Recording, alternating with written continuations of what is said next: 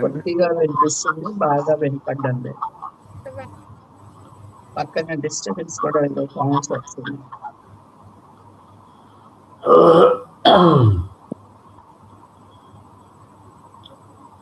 అమ్మా మీరు బాగున్నారా? దేవుని కృపలో ఉన్నాం బ్రదర్. పురుషులారా మీరు బాగున్నారా? ఎవరు లేరు, పురుషులు లేరు కనుక బాగున్నాం సార్ దేవుడి కృపలో అందరం బాగున్నాం. వస్తున్నారా? అయితే దేవుడు మిమ్మల్ని అందరిని ఆశీర్వదించి దీవించును గాక.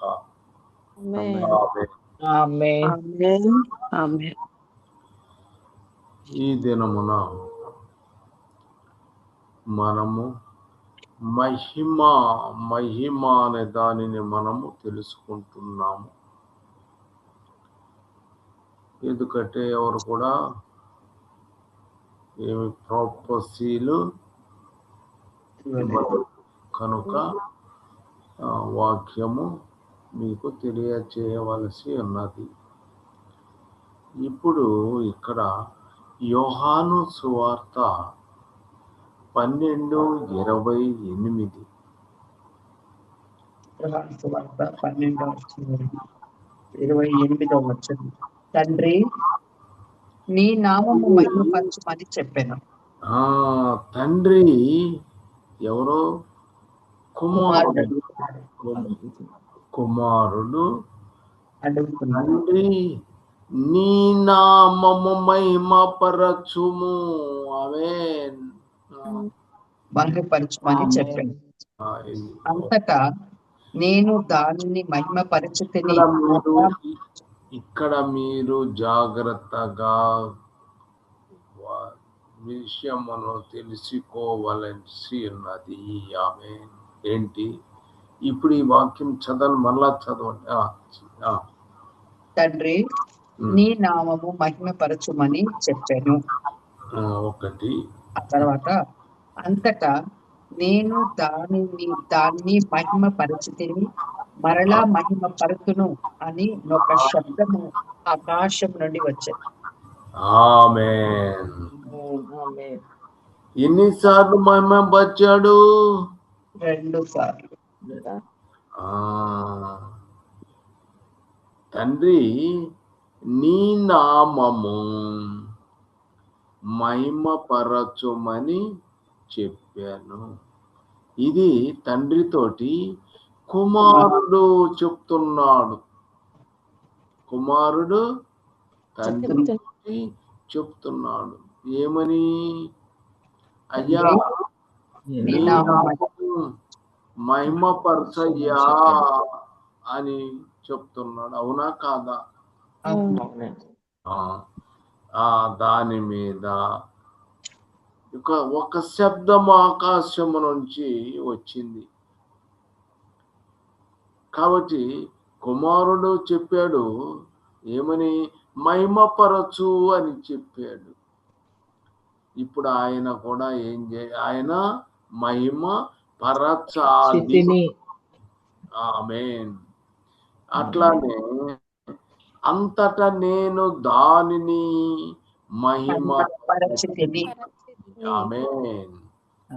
తండ్రి కుమారుడితో చెప్తున్నాడు. ఏమని? ఆకాశం నుండి శబ్దం ద్వారా మహిమపరచితిని. ఒకసారి కాదు, 2 సార్లు. అంతటా నేను దానిని మహిమపరచును.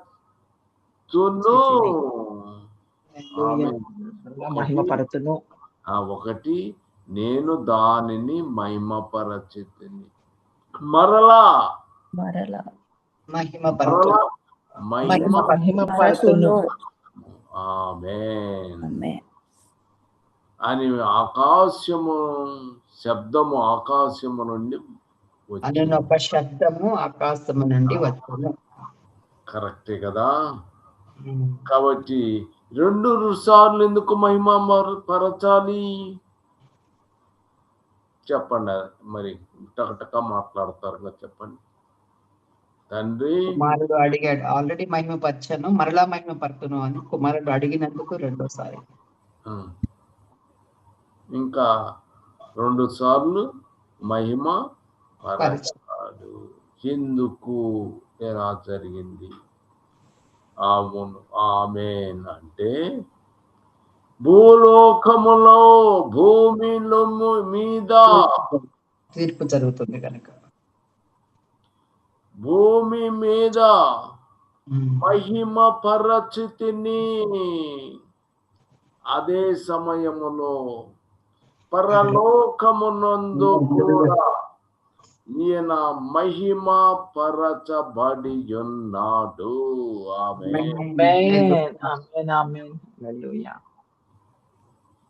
గ్రహించితిరా? భూమి మీద మొత్తం కూడా ఆయన భూమి చనిపోతాడు. యేసు ప్రభు ఏమవుతారమ్మా? చనిపోతాడు. మరలా ఎక్కడికి వెళ్తాడు? పరలోకానికి. మరలా పైకి వెళ్ళాలి. అప్పుడు భూమి మీద కంప్లీట్ గా మహిమ పరచబడాలి. అక్కడ కూడా మొత్తము ఆయన ఏం చేస్తాడు? పరుస్తాడు. ఆమేన్. అందుకని యేసుక్రీస్తు ప్రభువు, అయ్యా ఇక నేను వస్తాను, చనిపోయి సమాధి చేయబడి తిరిగి లెగుస్తాను. ఆమేన్. నీ నామము ఎవరి నామము?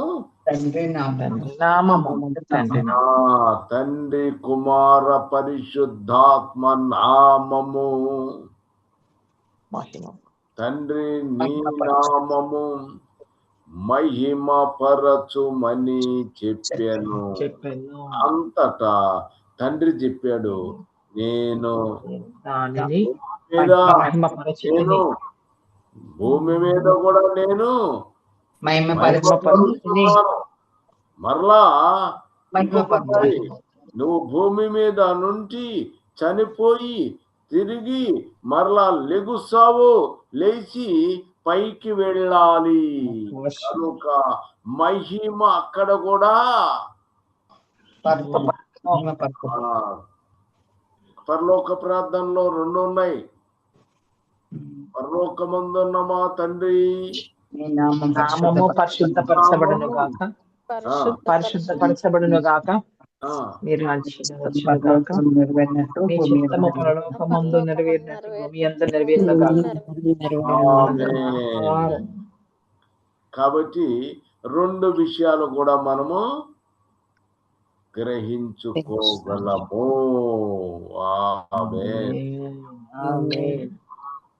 మీరు గ్రహించుకుంటే ఈజీ. యోహాను 12:24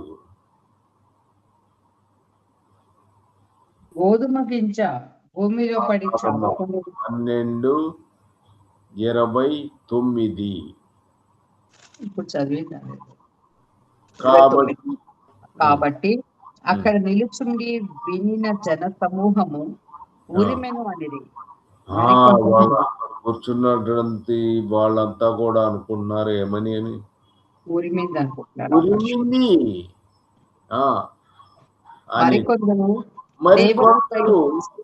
దేవదూత యొక్కడు ఆయనతో మాట్లాడెను. ఆమేన్. హల్లెలూయా. 30వ వచనం కూడా, అందుకు యేసు, ఈ శబ్దము నా కొరకు రాలేదు, మీ కొరకే వచ్చెను. ఆమేన్. అందుకు యేసు, ఈ శబ్దము నా కొరకు రాలేదు, మీ కొరకే వచ్చింది. ఆమేన్. హల్లెలూయా. ఇప్పుడు ఏం చేస్తారు? యోహాను 12:23 వచనం, యోహాను సువార్త 12:23. అందుకు యేసు వారితో ఇట్లా అన్నాను, మనుష్య కుమారుడు మహిమ పొందవలసిన గడియ వచ్చేది. ఆమేన్. ఏంది చెప్పండి? మనుష్య కుమారుడు మహిమ పొందవలసిన గడియ వచ్చి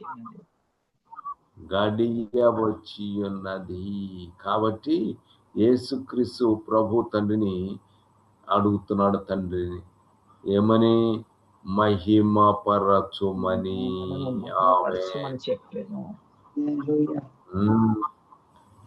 అందుకని ఇప్పుడు ఓకే, ప్రిపేర్డ్.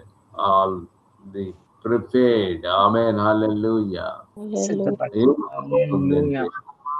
యోహాను 12:24 వచ్చిర్రు చూసే. గోధుమ గింజ భూమిలో పడి చావకుండిన ఎడల అది ఒంటిగానే ఉండదు, అది చచ్చిన ఎడల విస్తారముగా ఫలించదు.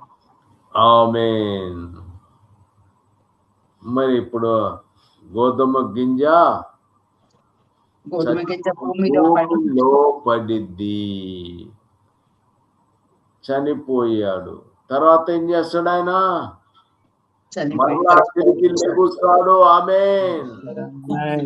అందుకనే నీ నామము మహిమపరచును, నేను దానిని మహిమపరచితిని, మరలా మహిమపరతును. అంటే భూమి మీద ఆకాశములో మాత్రము కూడా ఆయన మహిమ పరచబడి ఉన్నాడు. ఆమేన్. ఆమేన్. ఇక 13:31 13:31. వాడు వెళ్ళిన తర్వాత యేసు ఇట్లనింది, ఇప్పుడు మనుష్య కుమారుడు మహిమపరచబడి ఉన్నాడు, దేవుడును ఆయన యందు మహిమపరచబడి ఉన్నాడు. ఆమేన్. ఆమేన్. మహిమ ఎట్లా అయింది? మనుష్య కుమారుడు మహిమపరచబడ్డాడు, తండ్రి ఆమేన్. మహిమ ఇప్పుడు మహిమ కుమారుడు మనుష్య కుమారుడు మహిమపరచబడి ఉన్నాడు, దేవుడును ఆయన యందు మహిమపరచబడి ఉన్నాడు. ఆమేన్. దేవుడును ఆయన గూర్చి మహిమపరచబడి ఉన్నాడు. ఆమేన్. చూడండి అక్కడ తండ్రి అయ్యా నన్ను మహిమపరచయ్యా అన్నాడు. ఎస్, నేను నిన్ను మహిమపరచాను, ఇంకా మరలా నిన్ను మహిమపరచున్నాను అని చెప్పాడు. ఇక్కడ నేను నిన్ను మహిమపరుస్తాను, నేను కూడా మహిమ పరచబడి. హల్లెలూయా. 13:32 వచ్చేమ్మా, చదివింది నువ్వు? 31 చదువుకుంటాడు. 32 చదువు. దేవుడు ఆయన యందు మహిమపరచబడిన ఎడల దేవుడు తన యందు ఆయనను మహిమపరచును. ఆమేన్. వెంటనే ఆయనను మహిమపరచును. ఆమేన్. హల్లెలూయా. దేవుడు ఆయనందు మహిమపరచబడిన ఎడల దేవుడు అతనికి మహిమపరచును. ఆయనను మహిమపరచు. ఆమేన్. హల్లెలూయా. కాబట్టి తండ్రి మహిమపరచబడ్డాడు, కుమారుడు కూడా మహిమపరచున్నాడు. తండ్రి కుమారుడు మహిమ కలిగి ఉన్నారు. ఆమేన్. ఇప్పుడు మరి ఏం చేయాలి? యోహాను 8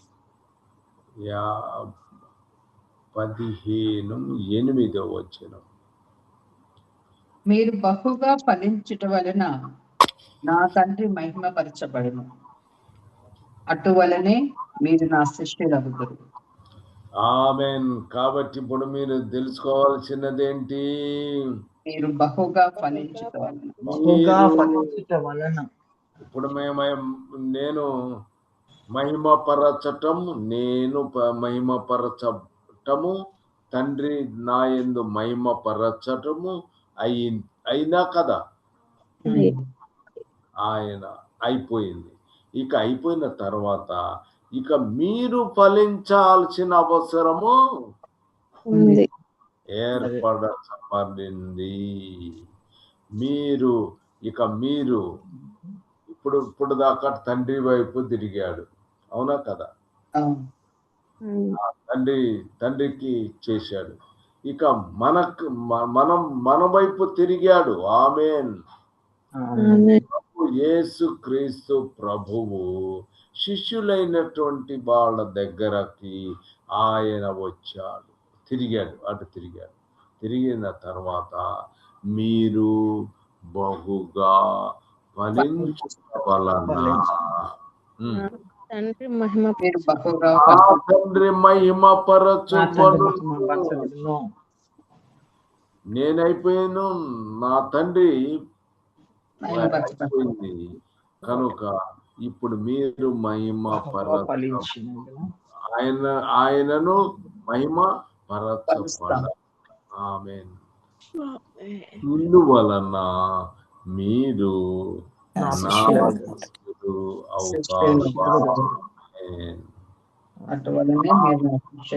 కాబట్టి యోహాను 16:14 వచనము. 16:14 ఆయన నా వాటిలోకి విని తీసుకొని మీకు తెలియజేయను గనక నన్ను మహిమపరచును. ముందంతా కూడా ప్రభుతో తండ్రి మాట్లాడాడు, అవునా కదా? మహిమపరిచాడు, అవునా కాదా? అయిన తర్వాత ఇప్పుడు ఎవరితో మాట్లాడుతున్నాడు? శిష్యులతో మాట్లాడుతున్నాడు. మీరు బహుగా ఫలించుట వలన నా తండ్రి మహిమపరచును. ఆమేన్. ఇందువలన మీరు నా శిష్యులు అవుతారు. ఇక ఇంకా వీళ్ళతో చెప్తున్నాడు ఏమనంట, వాటిలోనివి తీసుకొని మీకు తెలియజేయను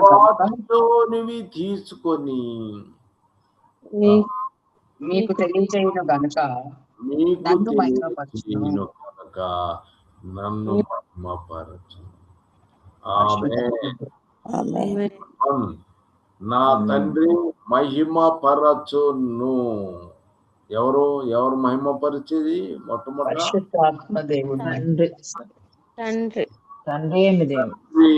నా తండ్రి మహిమపరచబడును. ఆమేన్. ఇప్పుడు కుమారుడు మరలా ఈయన కూడా మళ్ళా చదవండి.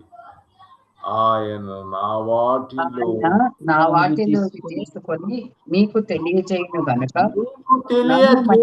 కనుక నన్ను మహిమపరచును. ఎవరిని?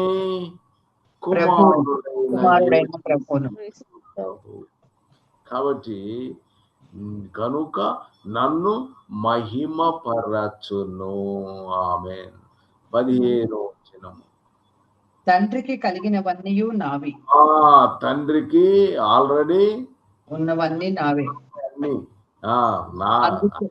ఎవరి? కుమారుడివి. ఆమేన్. కుమారుడివి.